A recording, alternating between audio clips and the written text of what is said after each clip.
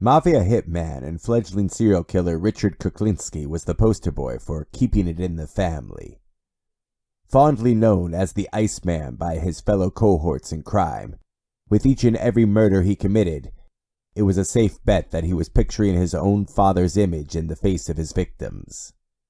His father, Stanley, was a loudmouth, abusive alcoholic who would often beat his wife and children with a variety of different objects, including a broom handle. When he was just a child, Richard watched in horror as his father beat Richard's older brother, Florian, so badly he died from his injuries. In fear of receiving the same treatment, the rest of his family told the police he had died from injuries sustained from falling down the stairs.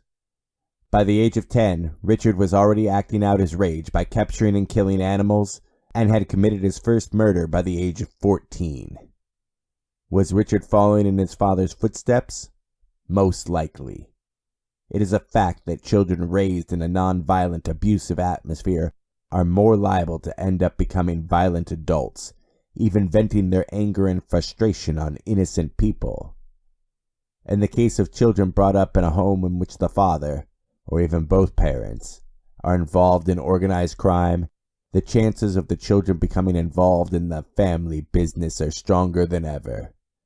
The male children being taught the art of robbery, racketeering, loan sharking, and even murder, while the female members of the family are taught to keep their mouths shut about the male members' nefarious activities. And that, my dear reader, was just the tip of the iceberg. Whether it be a full-fledged psycho like Sam DeStefano, or a seemingly laid-back, happily married man respected by the community like Whitey Bulger, one major fact remains the same. All children born into the family business eventually end up being victims of the situation in some way, shape, or form. Some of these children end up becoming productive members of society, and some do not.